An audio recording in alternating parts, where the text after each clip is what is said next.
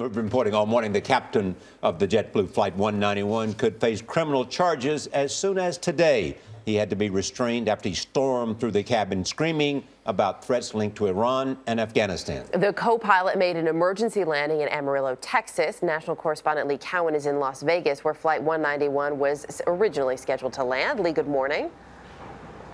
Morning, Erica. Yeah, that pilot remains under medical evaluation this morning, and those passengers are just counting their blessings after having to tackle the man who was supposed to be flying their flight.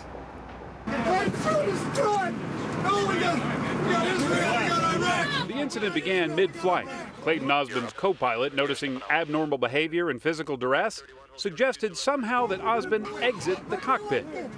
At the same time, he arranged for another JetBlue pilot flying as a passenger to enter the cockpit while Osbon was outside. Osbon, a 49-year-old Georgian, a JetBlue pilot with 12 years captain's experience, returned to find the door to the cockpit intentionally locked. And that's when his behavior escalated. He's banging on the door, yelling at the first officer. I think his name was Steve.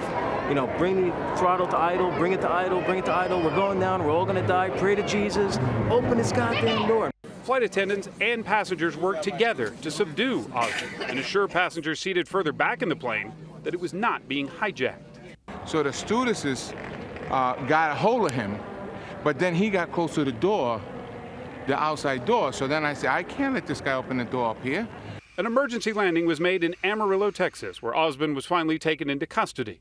Although the pilot called it a medical incident, the luggage was screened for explosives, and government databases determined that Osbon has no known association with any terrorist groups. If the pilot is charged, it would be the first time that a pilot has ever been charged with interfering with his own flight. Back to you guys.